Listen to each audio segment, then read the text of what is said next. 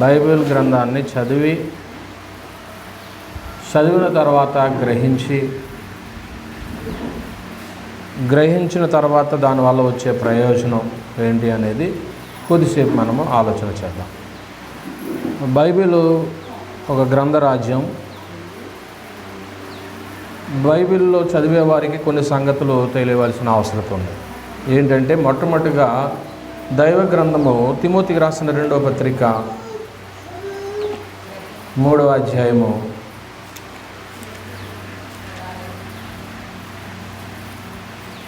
16వ వచనంలో, దైవజనుడు సన్నద్ధుడై ప్రతి సత్కార్యమునకు పూర్ణముగా సిద్ధపడి ఉండునట్లు దైవావేశము వలన కలిగిన ప్రతి లేఖ. కనుక గ్రంథంలో ఉన్నటువంటి లేఖనాలట పరిశుద్ధాత్మ ప్రేరేపణతో వ్రాయబడ్డాయి. అది మనం మొట్టమొదటి గ్రహించాలి. మనిషి రాసినటువంటిది అయినప్పటికీ పరిశుద్ధాత్ముడు ప్రేరేపించితే అప్పుడు వారు గ్రంథాన్ని రాయిస్తారు. పరిశుద్ధాత్ముడు ఎంత శక్తిమంతుడో చూడండి. యేసుప్రభు వారు వెళ్ళిపోతూ ఆయన చెప్పారు, నేను వెళ్ళిన తర్వాత ఆదరణకర్త మీ మధ్యకు వస్తారు, భవిష్యత్తులో జరగబోయి మీకు బోధిస్తారు,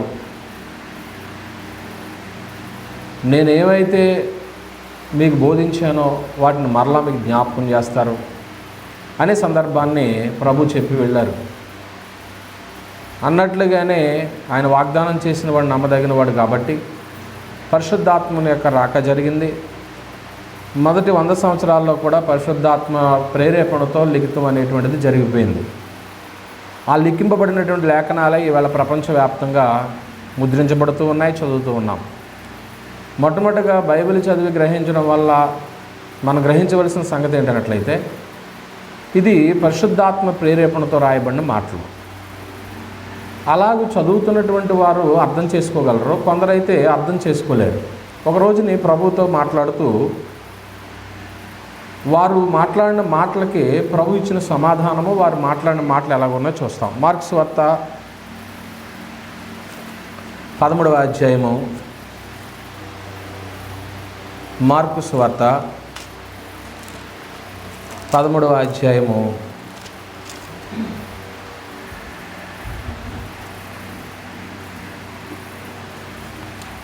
12వ అధ్యాయము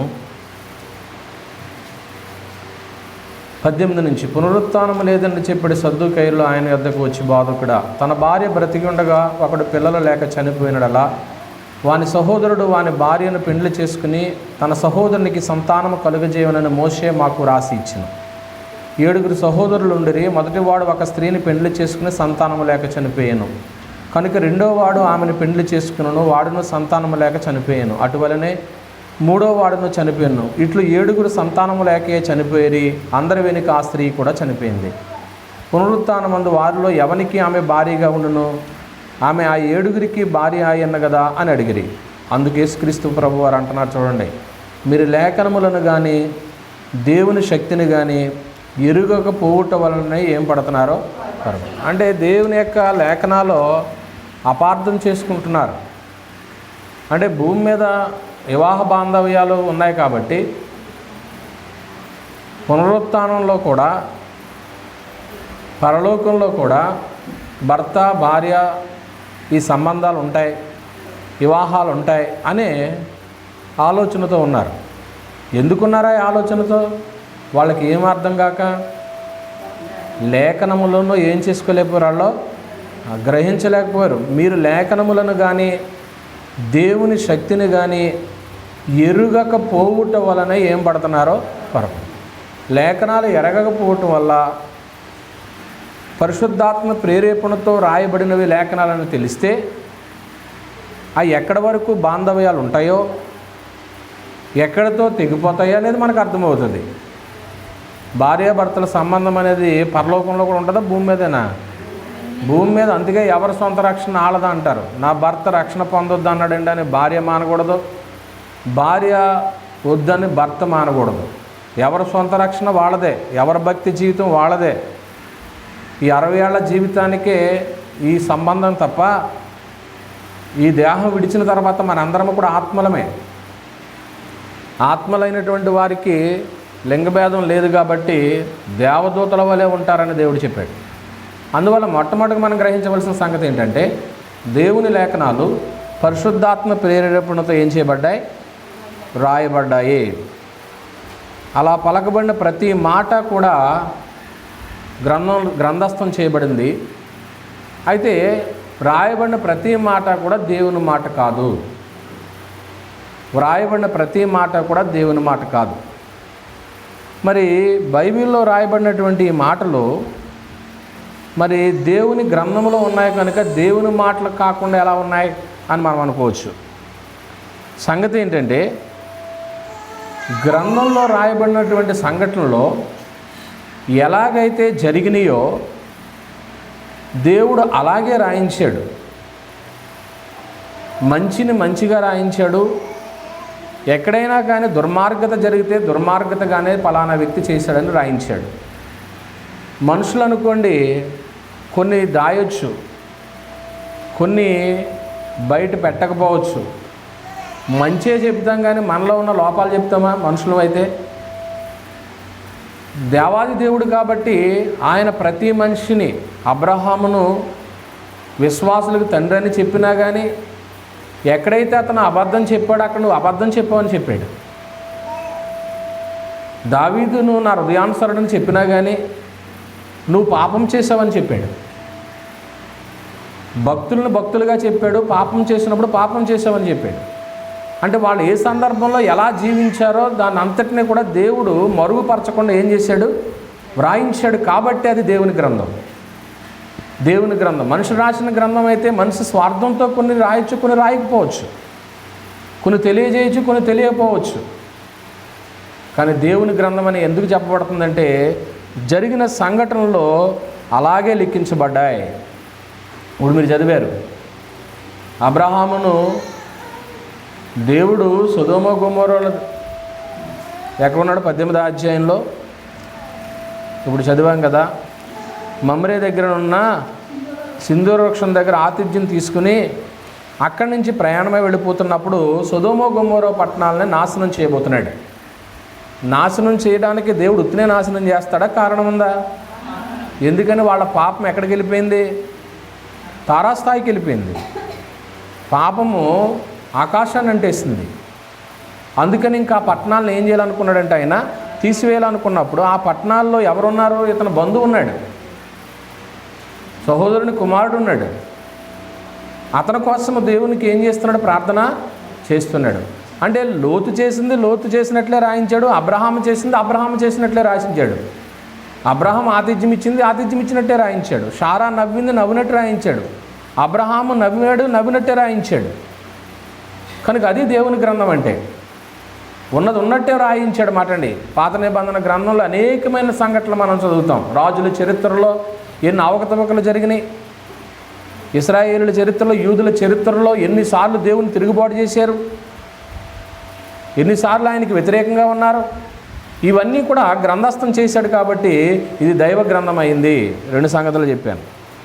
3వ సంగతి ఏంటంటే, బైబిల్ గ్రంథం చదివేటప్పుడు మనం గ్రహించవలసినటువంటి మరో సంగతి ఏంటన్నట్లయితే, దేవునికి మానవులకి మధ్య ఉండవలసినటువంటి సంబంధం ఎటువంటి రిలేషన్ ఉంటుంది అనేది మనం తెలుసుకోవడానికి బైబిల్ గ్రంథాన్ని చదవాలి. ఏమండి, వారికి మనకు ఉన్నటువంటి ఆ మధ్య సంబంధం ఏంటి? దేవునికి మనకు ఉన్నటువంటి సంబంధ బాంధవ్యాలు ఎలా ఉంటాయి? ఆదికాండము 3వ అధ్యాయం. ఆదికాండము 3వ అధ్యాయము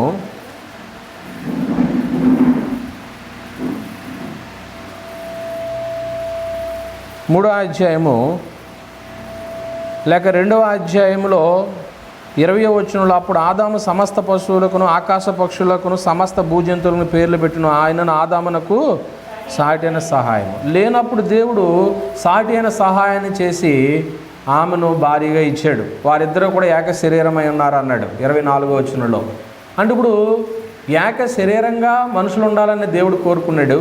వీరిద్దరూ కలిసి ఎవరైతే వీళ్ళిద్దరిని ఏకశరీరంగా జతపరిచారో ఆ దేవునికి వీళ్ళు తండ్రిగా ఆయన, పిల్లలుగా వీరు ఉండవలసిన సంబంధం ఉంది. వీళ్ళిద్దరి మధ్య ఉన్నటువంటి ఈ సంబంధాన్ని మూడో వ్యక్తి ఏం చేశాడో చూడండి. దేవుడైన యెహోవా చేసిన సమస్త భూజంతుల సర్పము యుక్తిగలదును. అది ఆ స్త్రీకి ఇది నిజమా? ఈ తోట చెట్ల ఫలంలో దేన్నైనా మీరు తినకూడదని దేవుడు చెప్పినా.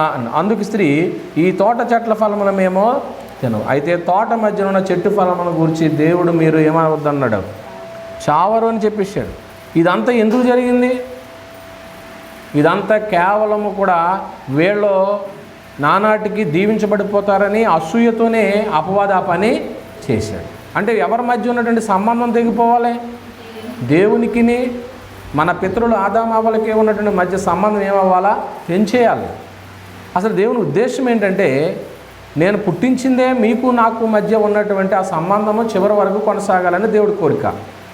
కానీ ఆ సంబంధం బాంధవ్యాలనే తెంచేసుకుంటుంటే ఏమండి, ఆ సంబంధాన్ని తెంచుకుంటానికి అసూయ చేత మూడో వ్యక్తి మరి వారి మధ్య అందుకే 6వ అధ్యాయంలో చెప్తాడు, నరుల చెడుతనం భూమి మీద ఏమైపోయింది?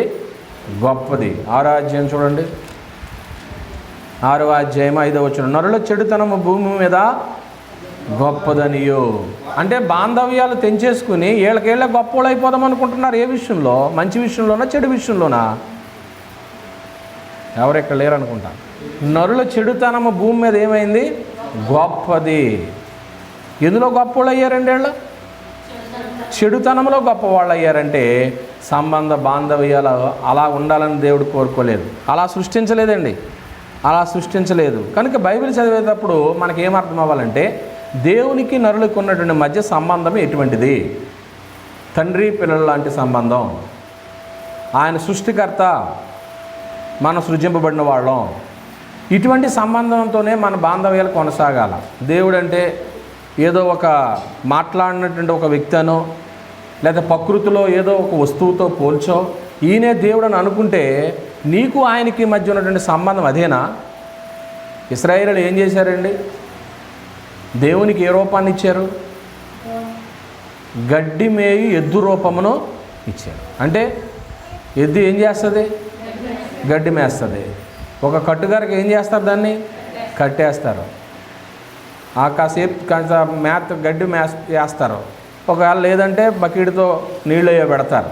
అంటే ఇప్పుడు దేవుణ్ణి ఎలా చేసేసారంటే, మేము కట్టిన చోట నువ్వు ఉండాలా, నీ ఇష్టం వచ్చినట్టు ఉండటం కుదరదు, మేము ఒక కొట్టుగారు కట్టేసామనుకో నువ్వు అక్కడే ఉండాలా అనేటువంటి ఆలోచనతో ఇశ్రాయేలీయులు ఉన్నప్పుడు ఆ సంబంధ బాంధవ్యాలు తెంచేసి దేవుడు, ఇంక మీరు ఇంతగా నన్ను ఇబ్బంది పెట్టారు కాబట్టి మీతో నేను ట్రావెల్ చేయను అన్నాడు, మీతో నేను ప్రయాణం చేయను అన్నాడు. దేవుని మనసును బాధ కలిగించినప్పుడు ఆయన మనతో ఎందుకు వస్తాడు? ఆయన రాలేదనుకోండి మన ప్రయాణం సక్సెస్ అవుద్దా? ఆయన రాలేదనుకోండి మన జీవితంలో గమ్యం చేరగలమా? అందువల్ల దేవునికి మనకున్నటువంటి ఆ సంబంధ బాంధవ్యాలు తెలుసుకునటానికి బైబిల్ గ్రంథం చదవాలి. స్త్రీ పురుషుల యొక్క బాంధవ్యాలు ఎలాగుంటాయి, తండ్రి కుమారుల యొక్క బాంధవ్యాలు, స్నేహితుల బాంధవ్యాలు ఎలాగుంటాయి, ఇవన్నీ తెలుసుకోవాలంటే బైబిల్ గ్రంథాన్ని చదవాలి. 3 సంగతులు చెప్పాను. 4వ విషయం ఏం చెప్తున్నానంటే, బైబిల్లో కొన్ని గుర్తులు ఉన్నాయి. బైబిల్ చదివేటప్పుడు కొన్ని గుర్తులు కనపడతాయి. పిల్లలు 1, 2, 3 అంకెలు వేస్తూ ఉంటారు. వాటితో పాటు మళ్ళీ రోమన్ అంకెలు కూడా వేస్తూ ఉంటారు. మీరు నోట్స్ రాసినప్పుడు చూడండి, కొన్ని పిల్లలు చక్కగా ఉంటాయి, రెడ్ ఇంక్తో చక్కగా హెడ్డింగ్లు పెట్టుకుని ఏబిసిడీలను పెట్టుకుని వాళ్ళు రాసుకుంటూ ఉంటారు. కొన్ని గుర్తులు ఉంటాయి. చదివేటప్పుడు కూడా బైబిల్ చదివేటప్పుడు మనకి కొన్ని గుర్తులు తెలియాలి. ఉదాహరణకి గొర్రె పిల్లని ఎక్కడైనా చదివారనుకోండి మీరు, ఇదిగో లోక పాపమును మోసుకొని పోవు దేవుని గొర్రెపిల్ల, యోహాను సువార్త 1:29 ఉంటుంది. ఆ గొర్రెపిల్ల అని రాగానే మీరు చదివేటప్పుడు ఏదో ఒక గొర్రెని మనం రోజు చూసేటువంటి గొర్రెని అనుకుంటానికి లేదు. గొర్రెపిల్లని దేంతో ఎవరితో పోల్చాడు? అలాగే యేసుక్రీస్తు ప్రభు వారితో పోల్చారు. కాబట్టి బైబిల్ చదివేటప్పుడు గొర్రెపిల్ల అంటే యేసు ప్రభు వారు. ఘట సర్పం అని ఎక్కడైనా మీరు చదివారనుకోండి, ప్రాణ గ్రంథం 12:4 ఘట సర్పం అని ఉంటుంది. ఘట సర్పం అనేది చదవగానే ఘట సర్పం అనేటప్పటికి అమ్మో నేను ఎప్పుడూ కూడా విషసర్పాన్ని చూడలేదు, ఆ ఘట సర్పం ఎలా ఉంటుందో అనుకో అవసరం లేదు. ఘట సర్పం అంటే ఎవరు? అపవాది. ఘట సర్పం అంటే అపవాది. అలాగే సియోను పర్వతం అని ఎక్కడైనా మీకు కంటపడింది అనుకోండి బైబిల్ చదివేటప్పుడు, సియోను పర్వతము 110 అధ్యాయం 2వ వచనం కీర్తన గ్రంథంలో ఉంటుంది. సియోను పర్వతము అని అంటే క్రీస్తు ప్రభు యొక్క సంఘం. అంటే ఎలాగూ కొన్ని గుర్తులు ఉన్నాయి బైబిల్ చదివేటప్పుడు. ఆ గుర్తులను మనము ఆ పదం వచ్చినప్పుడు దీనికి సంబంధించింది ఇది కదా అనుకుని మనం చదివినప్పుడు బైబిల్ గ్రంథం మనకి అర్థమవుతూ ఉంటుంది అన్నమాట అండి. రాసుకున్నారా? యోహాను సువార్త 1:29 వచనం, ప్రకటన గ్రంథం 12 అధ్యాయం 1 నుంచి 10 వచనాలు, యోహాను సువార్త 1:29, ప్రకటన 12 అధ్యాయం 1 నుంచి 10, కీర్తన 110 2వ వచనం అండి. ఇలాగూ బైబిల్ గ్రంథం చదివేటప్పుడు 110వ అధ్యాయము 2వ వచనం. కనుక బైబిల్ గ్రంథాన్ని చదివి మనం ఏం తెలుసుకోగలమంటే గ్రంథంలో ఇన్ని ఉన్నాయి అని తెలుసుకోగలమాట అండి.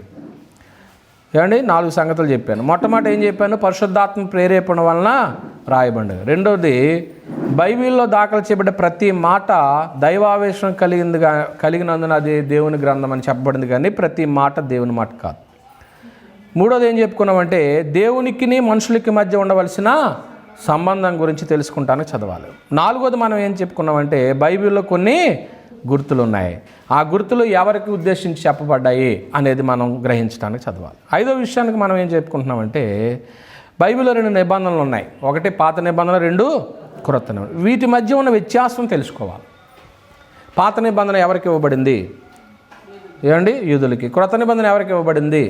క్రైస్తవు. ఉదాహరణకి పాత నిబంధనలో ఒక మాట తీసుకుని, ఒక వాగ్దానం తీసుకుని, క్రొత్త నిబంధనలో మనం క్రైస్తవులంగా మనం అప్లై చేసుకోవచ్చా? ఇప్పుడు అబ్రహామును దేవుడు ఈ కానాను దేశాన్ని అంతటిని నీకు ఇచ్చేస్తాను అన్నాడు. ఇప్పుడు అదే మాట మీరు ఉదయం బైబిల్ తెరవగానే మీరు చదువుకున్నారనుకోండి, దేవుడు ఈ దేశాన్ని ఇస్తాను అన్నాడు కాబట్టి కనుక ఈరోజు ఈ దోపచాలు అంతటినీ కూడా నాకు ఇచ్చేస్తాను అనుకుంటారా? మరి అక్కడ ఉన్న మాటే కదా అది. అంటే ఆ నిబంధనల మధ్య ఉన్నటువంటి వ్యత్యాసాన్ని, ఏ వాగ్దానము ఎవరికి వర్తిస్తుందో అది మనము గ్రహించటానికి చెప్పండి ఏం చదవాలి? బైబిల్ని చదవాలి. అలాగే చదువుతామో మనం బైబిల్ భక్తి కోసం చదవాలి. భక్తి కూడా ఉంటుంది. భక్తి గురించి చదవాలనే పాఠాన్ని వేరే రోజు మాట్లాడతాను. అందువల్ల మనకి పాత నిబంధన క్రొత్త నిబంధన మధ్య ఉన్నటువంటి వ్యత్యాసాన్ని తెలుసుకుంటానికి ఈ రెండింటిని కూడా మనము చదవాలి. కలిపేయకూడదు. సందర్భంగా ఉండాలి. అసందర్భంగా మనము కలపకూడదు. ఉదాహరణకు ఒక విషయం చెప్తాను. మన దేశాన్ని పరిపాలించినటువంటి వాళ్ళు ఉన్నారు, బ్రిటిష్ వారు. బ్రిటిష్ వారు పరిపాలించినప్పుడు వాళ్ళ చట్టం కింద మనం ఉండేవాళ్ళం. అంటే వాళ్ళు ఏ చట్టం అయితే వాళ్ళు ప్రతిపాదించారో ఆ చట్టం ప్రకారంగా మనం ఏం చేయాలా? పన్నులు కట్టడమో పనులు చేయడమో వాళ్ళ చట్టం కిందే మనం బ్రతకాలి. అయితే మనకు స్వాతంత్రం వచ్చింది కదా. స్వాతంత్రం వచ్చిన తర్వాత మనకంటూ ఒక రాజ్యాంగం రాయబడింది. ఈ రాజ్యాంగం 26/1/1950లో పూర్తిగా అమల్లోకి వచ్చింది. 1950లో పూర్తిగా అమల్లోకి వచ్చింది ఇది. ఏమండి? ఇది అమల్లోకి వచ్చిన తర్వాత మరి ఇప్పుడు మన రాజ్యాంగ చట్టం ప్రకారంగా మనం ఏదైతే పొందుపరిచారో దాని ప్రకారంగా మనం కార్యక్రమాలు ఉంటాయా? బ్రిటిష్ వాళ్ళ చట్ట ప్రకారంగా జీవిస్తామా? నా మాటలు అర్థమైనా మీకు? బ్రిటిష్ వారి యొక్క చట్టం కింద బ్రతుకుతామా? లేదంటే మన రాజ్యాంగం రాసేశారు, మన రాజ్యాంగం పూర్తిగా స్వతంత్రం వచ్చిన తర్వాత మనకు అమల్లోకి వచ్చేసింది. అమల్లోకి వచ్చిన తర్వాత మన రాజ్యాంగంలో ఉన్న విధానంగా బ్రతుకుతామా? అంతే కదా. అంటే ఇప్పుడు పాత నిబంధన గ్రంథంలో ఉన్నటువంటి ఆ యొక్క రాజ్యాంగ చట్టం ఆనాడు వాళ్ళకి వర్తిస్తున్నప్పుడు, అలాగే క్రొత్త నిబంధన కింద ఉన్నటువంటి మనం ఈరోజు ఈ రాజ్యాంగ చట్టము క్రైస్తవులను మనకే వర్తిస్తుంటున్నప్పుడు ఇప్పుడు అందులో నుంచి ఒక మాట తీసుకుని ఇందులో నుంచి ఒక మాట తీసుకుని కలిపేసి చెరిపేసాను అనుకోండి, అప్పుడు అది ఎవరి మాట అవుతుంది? దేవుని మాట అవ్వదు. అది ఎవరి మాట అవుతుంది అంటే అపవాది యొక్క మాట అవుతుంది. కనుక వాక్యాన్ని కలిపి చెరపుకోకుండా ఏ నిబంధన ఎవరికి ఇవ్వబడింది అనేటువంటి వ్యత్యాసం తెలియటానికి ఏం చేయాలి? మన బైబిల్ చదవాలి. అలాగే బోధించే వాళ్ళు ఎవరున్నారు? సత్యవాక్యాన్ని సరిగా విభజించమని చెప్పేవాళ్ళు ఎవరున్నారు? బైబిల్ చదవమనటమే తప్ప చదివేటప్పుడు ఇన్ని సంగతులు ఉన్నాయి గ్రహించవలసినవి అని ఎవరికి తెలిసండి? మన పిల్లలకి మనం నేర్పుతామా? పోనీ మనం నేర్చుకుంటామా? అసలు బైబిల్ మీద ఇంట్రెస్టే తక్కువ ఉంటుంది కదా. అందువల్ల బైబిల్ గ్రంథాన్ని చదివి మనం గ్రహించవలసిన సంగతులు ఏంటంటే ఇటువంటి వ్యత్యాసాలు ఉన్నాయి. ఒకవేళ ఇంకో మాట, ఇక్కడ బ్రిటిష్ రాజ్యాంగ చట్టంలో ఏదన్నా ఒక కమాండ్, ఒక ఆజ్ఞ మన యొక్క రాజ్యాంగ చట్టంలో పొందుపరిచారు అనుకోండి, నా మాట అర్థమవుతుంది మీకు? వాళ్ళ రాజ్యాంగ చట్టంలో ఒక ఆజ్ఞ లేకపోతే ఒక మాట, అదే మాట తీసుకుని మన రాజ్యాంగ చట్టంలో ఒకవేళ రాయించారు అనుకోండి, అప్పుడు మనం పాటించవచ్చా పాటించకూడదా? అది పాటించవచ్చు. ఎందుకంటే అప్పుడు అది మన రాజ్యాంగ చట్టం అవుతుంది కాబట్టి అప్పుడు మనం పాటించవచ్చు. ఎందుకు ఈ మాట చెప్పానంటే, ఇప్పుడు మనం క్రొత్త నిబంధన చదువుతున్నప్పుడు పాత నిబంధనలో ఉన్నటువంటి కొన్ని కొటేషన్స్ మనకు ఎక్కడ కనపడతాయి. అలాంటప్పుడు ఇది మనకి ఇవ్వబడినటువంటి ఆజ్ఞని మనం ఏం చేయాలి? దాన్ని పాటించాలి. అది మనకి ఇవ్వబడినటువంటి ఆజ్ఞని మనం పాటించాలి. అంటే ఈ వ్యత్యాసాలు మనం ఎప్పుడైనా గ్రహిస్తున్నామా? ఏదో చదువుకోవాలి కాబట్టి చదువుకుంటున్నాం, భక్తి చేయాలి కాబట్టి చేస్తున్నాం. భక్తి కూడా నువ్వు వాక్యానుసారంగా నువ్వు భక్తి చేసినప్పుడు తప్పకుండా ఆ భక్తికి దేవుడు ఆమెను అంటాడు. నీ ఇష్టం వచ్చినట్టు భక్తి చేసి నా ఇష్టం వచ్చినట్టు నేను భక్తి చేస్తే దేవుడు ఎలా సంతోషిస్తాడు? సంతోషించాడు కదా. ధర్మశాస్త్రం యూదులకు ఇవ్వబడింది, కొత్త నిబంధన ఎవరికి ఇవ్వబడింది? క్రైస్తవులకు ఇవ్వబడింది. ఒకవేళ పాత నిబంధనలో కొన్ని సూత్రాలు క్రొత్త నిబంధనలో రాయబడితే అవి క్రైస్తవులు ఆచరించవచ్చా ఆచరించకూడదా? నా మాట అర్థం లేదనుకుంటా. పాత నిబంధనలో ఉన్నటువంటి కొన్ని సూత్రాలు క్రొత్త నిబంధనలో కొన్ని రాయబడ్డాయి అనుకోండి, అవి మనము పాటించవచ్చా పాటించకూడదా? పాటించవచ్చు, అది పాటించవచ్చు. ఎందుకంటే ఇది కూడా మనకు అవసరమేనని దేవుడు ఏం చేయించాడు? రాయించాడు కాబట్టి. అలా ఎన్నో కంటపడతాయి, మనకి ఎన్నో కంటపడతాయి. ఏమండి? అందువల్ల ప్రియమైన దేవుని వారలారా, ఎన్ని సంగతులు చెప్పాను? 5 సంగతులు చెప్పాను. చివరిగా మరో సంగతి మనం జ్ఞాపకం చేసుకుందాం. బైబిల్లో ఉన్నటువంటి వాగ్దానాలు, ఏమండి, దాదాపుగా బైబిల్ ఎన్ని వాగ్దానాలు ఉన్నాయంటారు? 8810 వాగ్దానాలు ఉన్నాయి. ఏమండి? ధర్మశాస్త్రంలో ఆజ్ఞలు అయితే 613 ఆజ్ఞలు ఉన్నాయి. వాగ్దానాల దగ్గరికి వచ్చేటప్పటికి 8810 వాగ్దానాలు ఉన్నాయి. ఏమండి?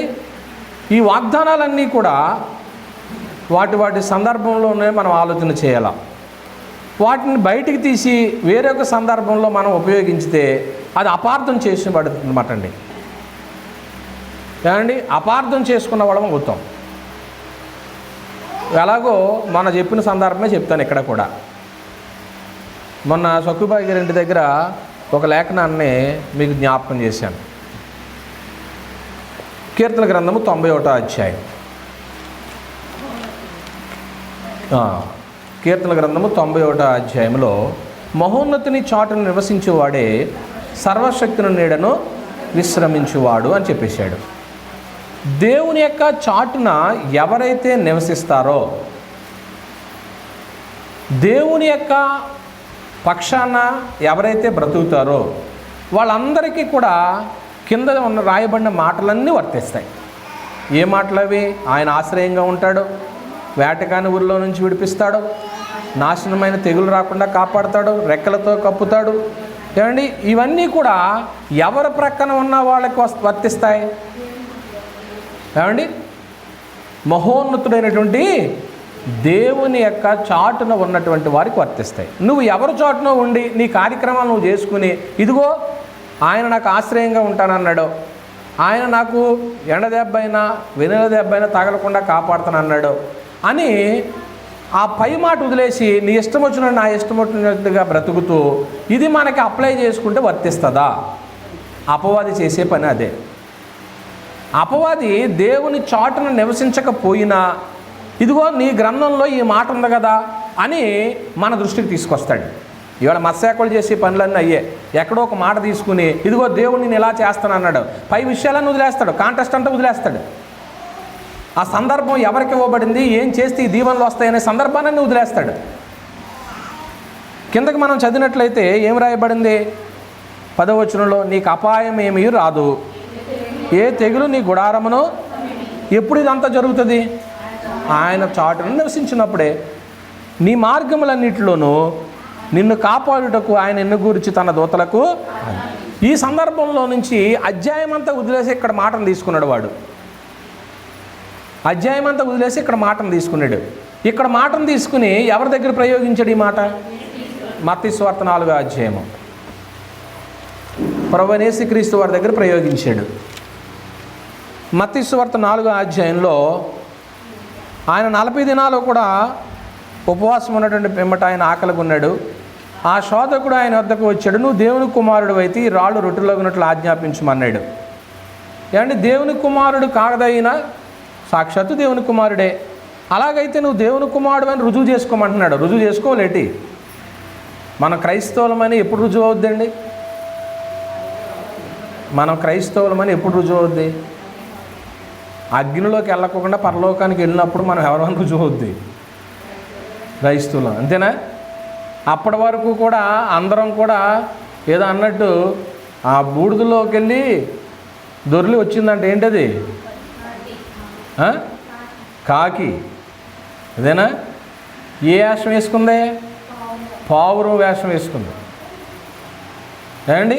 ఆ చెరువు దగ్గర ఉన్నటువంటి ఆ బాణ కింద ఉన్నటువంటి బూడిదలోకి వెళ్ళి ఏం చేసింది? అటు ఇటు దొర్లు వచ్చి నేను కూడా మంచి రంగు వేసుకున్నాను, పావురంలా కలిసిపోతున్నాను అని అనుకుంది. పావురాలన్నీ ఎగిరిపోని ఇది కూడా ఎగిరింది. ఆ రంగు అలాగే ఉంది. దీని రంగు ఏమైంది? పోయింది. క్రైస్తవులమని ఎప్పుడు తెలుస్తుంది? శ్రమలు వచ్చినప్పుడు, నిలబడినప్పుడు, ఏమండి ఉగ్రత వచ్చినప్పుడు, తట్టుకోగలిగినప్పుడు. క్రైస్తవులు చాలామంది హతసాక్షులు అయిపోయారు కదా.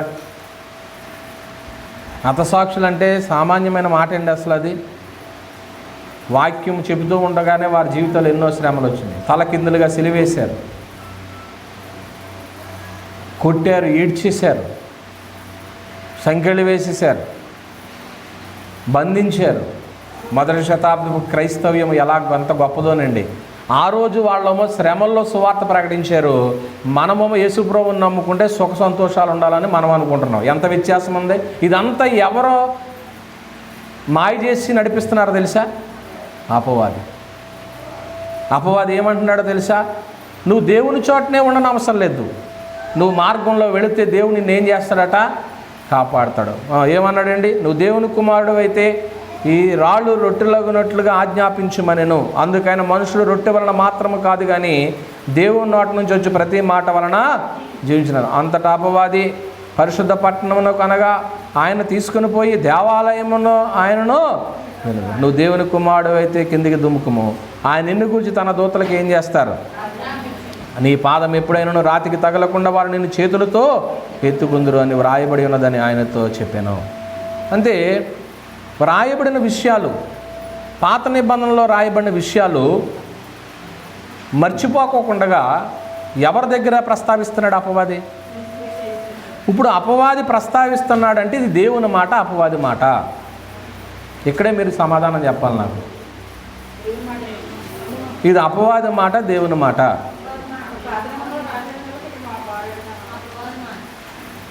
ఏమండి? ఇది క్రీస్తు ప్రభు దగ్గర ప్రస్తావిస్తున్నాడు కాబట్టి ఇది సాతాను మాట అందామా, దేవుని మాట అందామా? వాడు అన్న మాట ఏముంది? ఆయన నిన్ను గురించి తన దూతలకు ఆజ్ఞాపించును, నీ పాదం ఎప్పుడైనా రాతికి తగలకుండా వారు నిన్ను చేతులతో ఎత్తుకు అని వ్రాయబడి ఉన్నదని ఆయనతో చెప్పాను. ఆల్రెడీ రాయబడిన దాన్నే చెప్తున్నాడా? వీడు సొంత మాట ఏమైనా చెప్తున్నాడా? మళ్ళీ రాయబడిన దాన్నే చెప్తున్నాడా? ఇతను సొంత మాట ఏమైనా చెప్తున్నాడా? రాయబడింది అని చెప్తున్నాడు కానీ యాజ్ ఇట్ ఈజ్గా అలాగే రాయబడిందా? ఏమన్నదో చూడండి, అక్కడ తిప్పండి ఒకసారి. 91:11 నీ మార్గములన్నిటిలో నిన్ను కాపాడుటకు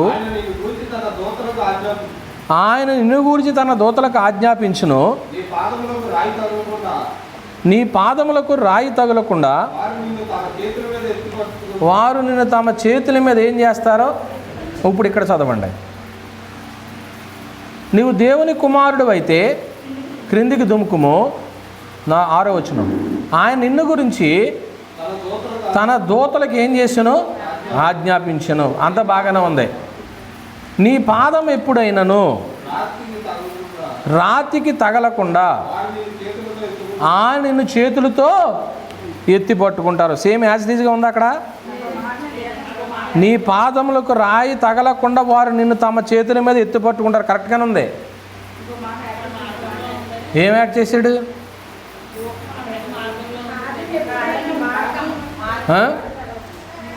అంటే ఇప్పుడు ఆయన కానీ దూకేస్తే ఎక్కడి నుంచి? దేవాలయపు శిఖరం, పరిశుద్ధ పట్టణం అంటే యెరూషలేం. యెరూషలేములో దేవాలయం ఉంది. దేవాలయం పెద్దదే. అక్కడి నుంచి దూకేమంటున్నాడు. దూకినప్పుడు నిన్ను ఎవరు పట్టుకుంటారో? దూతలు పట్టుకుంటారు అని వ్రాయబడి ఉన్నదని చెప్పాను. ప్రభువైన నీ దేవుని నువ్వు శోధింపవలదని మరి ఒక చోట వ్రాయబడి ఉన్నదని వాని చెప్పాను. మరలా అపవాది మిగిలి ఎత్తైనా కొండ మీదకి ఆయన తీసుకెళ్ళిపోయి వగైరా సంగతి చెప్పేశాడు. ఇక్కడ విషయాన్ని మనం ఆలోచన చేస్తే దేవాలయం మీదకి వెళ్ళి తిరిగి మళ్ళా కిందికి రావటానికి మార్గం ఉంటుంది.